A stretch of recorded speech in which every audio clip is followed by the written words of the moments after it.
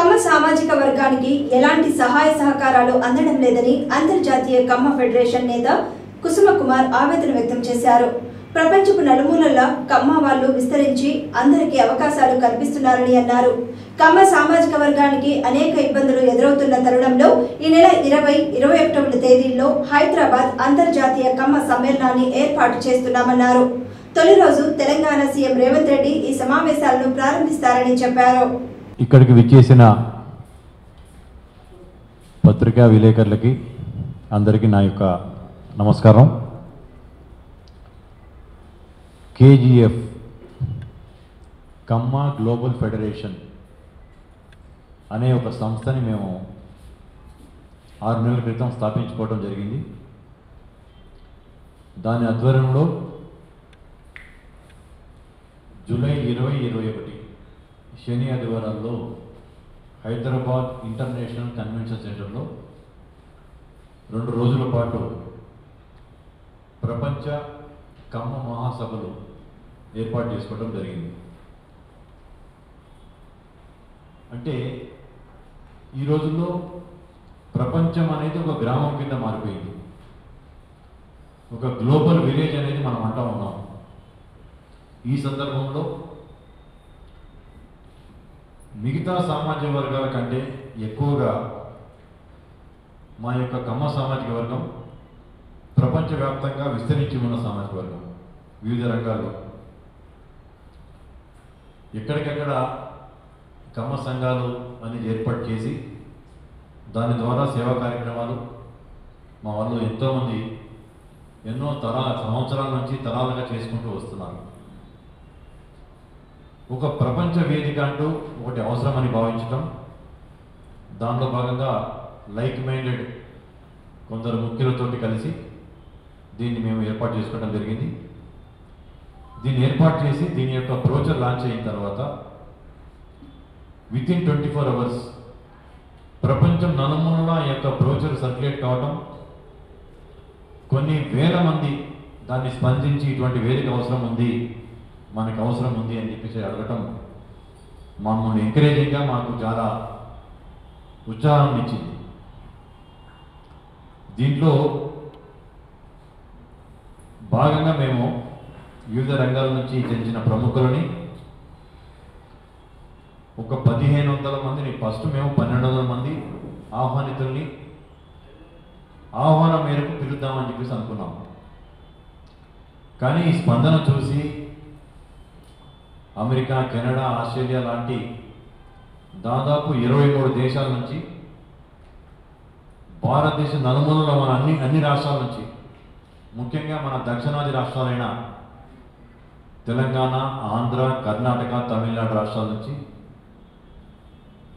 ప్రముఖులు, దాంతోపాటు కమ్మ సంఘాల్లో పనిచేస్తున్న అధ్యక్ష కార్యదర్శులని మేము పిలుస్తున్నాం. ఈ యొక్క స్పందనని, ఈ యొక్క డిమాండ్ చూసి దాని లోపలికి ఎంట్రీ మాకు కూడా పాసెస్ కావాలండి, మేము కూడా వస్తామని చెప్పేసి దాన్ని చూసి 1200 మందితో లిమిట్ చేద్దాం అనుకునే వాళ్ళము అది 2000 సంఖ్యకి మేము పెంచుకోవడం జరిగింది. ముఖ్యంగా మీరు అడగచ్చు, ప్రపంచమంతా అభివృద్ధి వైపు సాంకేతికంగా ఎంతో అభివృద్ధి చెందుతున్న టైంలో, వేరే గ్రహాల మీద కూడా అన్వేషణ మొదలవుతున్న టైంలో ఇంకా ఈ యొక్క కులం సంఘాలు ఏమిటి, ఈ కులాల అవసరం, ఈ కులాల సంఘాలతో అవసరం ఏముంది అనేది అడగచ్చు. మీరు అడగకపోతే నా అంతా నేనే మీకు వివరణ ఇస్తా ఉన్నా. మేము నిష్కారణంగా కొన్ని వర్గాలతోటి, కొందరు నాయకులతోటి నిష్కారణంగా కమ్మ సామాజిక వర్గం మీద వేరే సామాజిక వర్గాల ప్రజలకి ఈర్ష్యా దేశాలు పెంచడానికి కొందరు ప్రయత్నం చేశారు, కొంతవరకు సఫలీకృతమయ్యారు. అందుకోసమే మేము ఇటువంటి ప్రపంచ వేదిక ఒకటి పెట్టుకొని దీని లక్ష్యాలు 3. ఒకటి, కమ్మ సామాజిక వర్గం ఈ సమాజానికి ఏం చేసింది చెప్పటం మొదటి లక్ష్యం, మొదటి ఉద్దేశం. మా వల్ల సమాజానికి ఏం జరిగింది మేలు అని చెప్తూ, సమాజంలో ఇంతకుముందు కూడా నేను కొన్ని పత్రికా సమావేశాలు ఏర్పాటు చేసుకుంటే కొందరు విలేకరులు అడిగారు, అన్నిట్లో మీరే అగ్రగణ్యంలో ఉన్నారు. సినిమా రంగం కావచ్చు, పత్రికా రంగం కావచ్చు, వ్యాపార రంగం కావచ్చు, రాజకీయ రంగాల్లో కూడా, హాస్పిటల్స్ కావచ్చు, విద్య, అన్నిట్లో మీరే ఉన్నారు కదా ఉన్నత స్థానంలో. ఇంకా మీరు ఏం ఆశించేసి ఇటువంటి వేదిక పెట్టారు అని చెప్పేసి అడిగారు కొందరు. నేను దానికి ఇచ్చిన సమాధానం ఏంటంటే, నిజంగానే చాలా వాటిలో మా వాళ్ళు ఉన్నత స్థానంలో ఉండటం అనేది మీరందరూ చూశారు. కానీ వారి యొక్క శాతము 2-3%, 5% లోపే. మిగతా మెజారిటీ ఆఫ్ కమ్మాస్ దిగువ దారిద్ర్య రేఖకి దిగువ ఉన్న వాళ్ళు కూడా లక్షల మంది ఉన్నారు మా దాంట్లో. వాళ్ళకి ఎటువంటి ప్రభుత్వ ఫలాలు అందవు, వారికి ఎటువంటి యొక్క ఫెసిలిటీస్ ఉండవు. దిగువ మధ్యతరగతి కావచ్చు, ఇంకా దారిద్ర్య దిగువ ఉన్న వాళ్ళు కూడా చాలామంది ఉన్నారు. వారిని అప్లిఫ్ట్ చేస్తూ, వారిని పైకి తీసుకురావడానికి పనిచేస్తూ, దాంతోపాటు సమాజానికి ఇతర వర్గాల వారికి కూడా మేలు ఆల్రెడీ చేశాము, ఇంకా చేస్తాము, చేయడానికి ఏమి మేధమదనం చేయాలనే దాని మీద వివిధ రంగాల్లో ఉన్న నిష్ణాతులతో కలిసి మేము ఈ యొక్క సమావేశాలు ఏర్పాటు చేసుకోవడం జరిగింది. దీంట్లో భాగంగా 2 రోజుల సమావేశంలో మేము ఏమి చేశాము, ఏమి చేయబోతున్నామని చెప్పడంతో పాటు మా వాళ్ళకి మేము చేసుకుంటూ, ముఖ్యంగా ఈ రోజుల్లో ప్రపంచవ్యాప్తంగా ఉన్న మా కమ్మ సంఘాల యొక్క అందరూ ఒక తాటి మీదకి వచ్చి ఐక్యత పెంచుకోవాల్సిన అవసరం ఉంది. నిన్నగాక మొన్న ఒక రాజ్యసభ సభ్యుడు కూడా మా కులంని విలేకరులు అనగానే పత్రికా రంగం అనేది 4th ఎస్టేట్, ఎంతో కష్టపడతారో మీరు ఒక వార్తను సేకరించడానికి. నేను ఎందుకంటే విలేకరుల యొక్క పక్షం నేను ఎందుకు తీసుకుంటానంటే, మా నాన్నగారు కూడా ఒక జర్నలిస్ట్గా పనిచేశారు. ఈనాడు జర్నలిస్ట్గా ఆయన 75 to 91 పనిచేశారు. జట్టి నాగేశ్వరరావు గారు ఆయన ఒక జర్నలిస్టు. ఈ పాషం యాదగిరి గారు వీళ్ళందరూ కూడా మా నాన్నగారి శిష్యులు జర్నలిజం. ఆయన ఫ్రీడమ్ ఫైటరు, ఆయన ఇప్పుడు లేరు, స్వర్గస్థులై ఉన్నారు. అది కూడా నేను ఇంకొక లీడింగ్ ఛానల్లో కూడా నేను వ్యవస్థాపక భాగస్వామిని. అంటే పత్రికా రంగంలో నేను మీ వాడిని. నేను అతను మాట్లాడిన మాటలు విలేకరులని అరే ఒరే అని అంటూ, అరే వంశీ, అరే సీను అని అంటూ, ఒక కులాన్ని టార్గెట్ చేస్తూ, ఆ కుల మేనేజ్మెంట్స్ టార్గెట్ చేయడం అనేది అతని యొక్క కుసంస్కారానికి నిదర్శనం. అతను రాజ్యసభ పెద్దల సభ్యుల సభలో ఉన్నాడు. అతని పేరు కూడా నేను ఉచ్చరించదలుచుకోవట్లేదు. ఆ పెద్దల సభకి పెద్దల సభ అనగానే దానికి గౌరవంగా ఉండేటట్టుగా ఉండాలి. కానీ అటువంటి సంస్కారహీనంగా మాట్లాడిన వాళ్ళకి అంతకుముందు కూడా చాలామంది మా వాళ్ళ గురించి మాట్లాడటం జరిగింది. అనంతపురం నుంచి ఒక ఎంపిక చేసి ఇప్పుడు మొన్న ఓడిపోయిన అతను కూడా చాలా కించపరుస్తూ మాట్లాడటం జరిగింది. దీన్నన్నిటికీ మా యొక్క ఐక్యత అనేది అవసరం. సమాజంలో మేమేం చేసామని చెప్పడానికి ఒక చిన్న ఉదాహరణ చెప్తాను. ఈరోజు ఆంధ్ర, తెలంగాణ 2 రాష్ట్రాల్లో దాదాపు 10 జిల్లాలు, ఉమ్మడి జిల్లాల సంగతి చెప్తున్నాను, 10 జిల్లాలకి సాగునీరు, తాగునీరు, విద్యుత్తు అందిస్తున్న నాగార్జున సాగర్ డ్యామ్ కట్టడానికి కారణమైంది మా సామాజిక వర్గం చెందిన వాసిరెడ్డి రామ గోపాలకృష్ణ మహేశ్వర ప్రసాద్. ఆయన ముత్యాల రాజా అంటారు. ఆ రోజు నందికొండల మధ్య సాహససిద్ధంగా ఉన్న ఈ యొక్క దాని మధ్యలో ఒక బౌద్ధాత్మక సాధక ప్రాజెక్టు కట్టాలి అనే ఉద్దేశంతో ప్రపోజల్ పెడితే, నాటి కేంద్ర ప్రభుత్వం దగ్గర నిధులు లేవు ఇటువంటి పెద్ద ప్రాజెక్ట్ కట్టాలంటే, ఆయన తన సొంత నిధులు 52 లక్షల రూపాయలు ఆ రోజు ఆయన డొనేట్ చేయడం జరిగింది నాగార్జున సాగర్ డ్యామ్ కట్టడానికి. దాంతోపాటు 5,000 ఎకరాల ఆయన యొక్క పొలాన్ని కూడా, భూమిని కూడా డ్యామ్లో సబ్మర్జ్ కట్టడానికి ఇచ్చేశాడు. అది కమ్మవారు చేసిన దాతృత్వం. ఇంకోటి కూడా గర్వంగా చెప్పగలం మేము, ప్రభుత్వ రంగంలో వివిధ డిపార్ట్మెంట్స్లో కావచ్చు, ప్రభుత్వ రంగ సంస్థల్లో ఇచ్చిన ఉద్యోగాల కంటే మా సామాజిక వర్గం చెందిన పారిశ్రామికవేత్తలు ఇచ్చిన ఉద్యోగాలు ఎక్కువ. ఇప్పుడు పత్రికా రంగం చూడండి, మహనీయుడు, ఒక మేరు పర్వతం లాంటి గొప్ప మనిషి రామోజీరావు గారు పత్రికా రంగమే కాకుండా ఒక ఇంటర్నేషనల్ ఫిలిం సిటీ స్థాపించి వేల మందికి లక్షల మందికి ఉపాధి కల్పించాడు, డైరెక్ట్లీ ఇండైరెక్ట్లీ. అంటే దానివల్ల ఎంతమందికి అప్లిఫ్ట్ అవుతుంది, ఎన్ని సామాజిక వర్గంలో ఎంతమందికి మేలు జరుగుతుంది అనేది మనందరం చెప్పుకోగలం, ఊహించుకోగలం. మనందరికీ మన కళ్ళ ముందు కనిపిస్తూ ఉంది. దీనిలో భాగంగా ఈ 2 రోజుల సమావేశంలో వివిధ రాష్ట్రాల నుంచి, దేశాల నుంచి అందరూ అతిథులు, ప్రత్యేక ఆహ్వానితులు అందరూ రావడం జరుగుతుంది.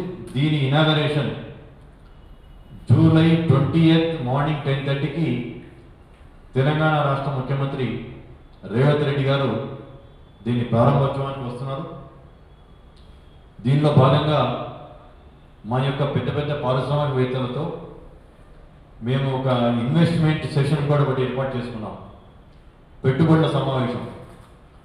అంటే పెట్టుబడులు పెట్టడానికి ఆసక్తి ఉన్న వాళ్ళని ఆకర్షించడానికి, వాళ్ళ నుంచి పెట్టుబడులు పెట్టుకోవడానికి మన రాష్ట్ర ఐటీ అండ్ పరిశ్రమల శాఖ మంత్రి దుద్దిల్ల శ్రీధరబాబు గారిని కూడా ఆ పెట్టుబడులు దాని గురించి గవర్నమెంట్ యొక్క పాలసీస్ చెప్పడానికి, గవర్నమెంట్ యొక్క ఆర్థిక విధానాలు, పారిశ్రామిక విధానం చెప్పడానికి 20వ తారీఖు 3 to 4 మధ్యలో జరగబోయే పెట్టుబడుల సమావేశానికి శ్రీధరబాబు గారిని కూడా ఆహ్వానించుకోవడం జరిగింది.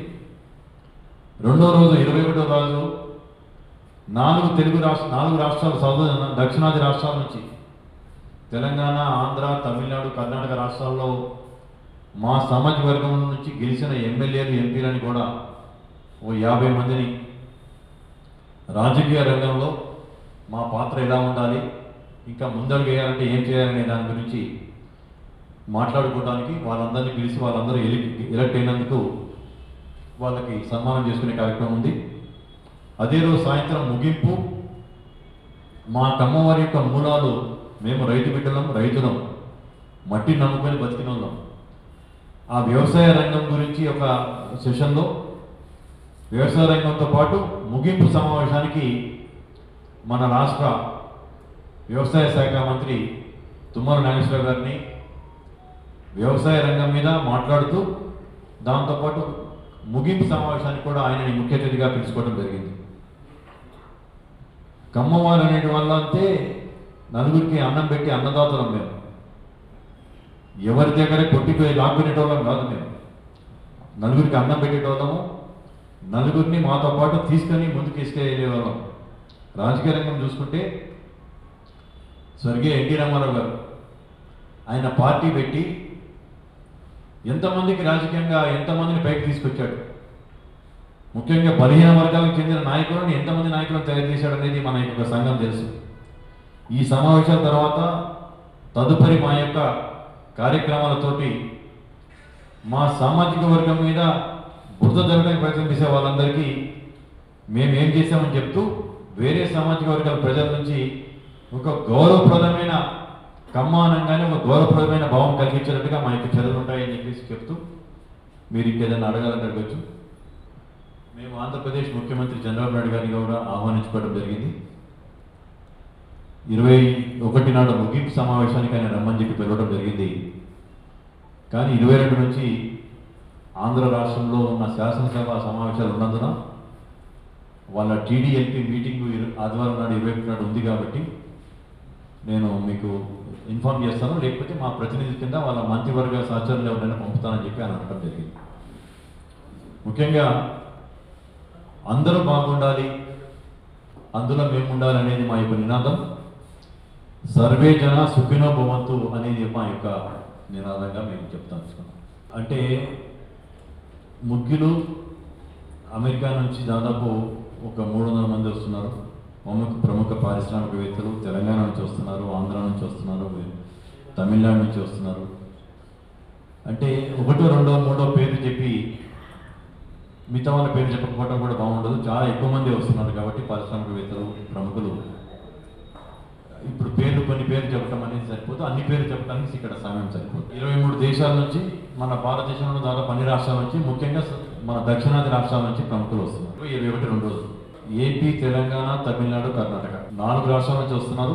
ఆహ్వానం మేరకే మేము పిలుస్తున్నాం. విపరీతమైన స్పందన ఉంది దీంట్లో. చాలా మంది మాకు దానికి ఇన్విటేషన్ కార్డ్స్ కావాలి, పాస్ కావాలంటున్నారు. ఈ స్పందన ఇచ్చి రావాలనుకునే వాళ్ళందరికీ కూడా మీ పత్రికా ముఖంగా మా యొక్క విజ్ఞప్తి, విన్నపం, ఇది ఆహ్వానం మేరకు అక్కడ స్థలభావం ఉండటం వల్ల మా ఆహ్వానాలు అందుకున్న వాళ్ళే రండి. ఇంత స్పందన ఉంది, మీరందరూ కూడా ఇంత ఉత్సాహంగా ఉన్నారు కాబట్టి అతి తొందరలో మరి అందరినీ కలుసుకునేటట్టుగా ఒక భారీ సమావేశం ఏర్పాటు చేసి ఒక 50,000 మంది 1,00,000 మందితో ఒక భారీ సమావేశం ఏర్పరచుకొని మిమ్మల్ని అందరినీ అప్పుడు కలుసుకోవడానికి ఆ సందర్భంగా కలుసుకునే అవకాశం వస్తుందని చెప్పేసి పత్రికాముఖంగా ఆసక్తి ఉండి వస్తామనుకునే వాళ్ళందరూ కూడా విజ్ఞప్తి చేస్తున్నాను. ఇప్పుడు దయచేసి మా యొక్క ఆహ్వానాలు అనుకున్న వాళ్ళే రండి అని చెప్పేసి మీ ద్వారా చెప్తున్నాను. Hyderabad international convention centre HITEX నోవాడిలో దాదాపు ఒక 11-12 తిరుమలలు ఉన్నాయి. దాంట్లో మచ్చికబట్టులు చెప్తాను.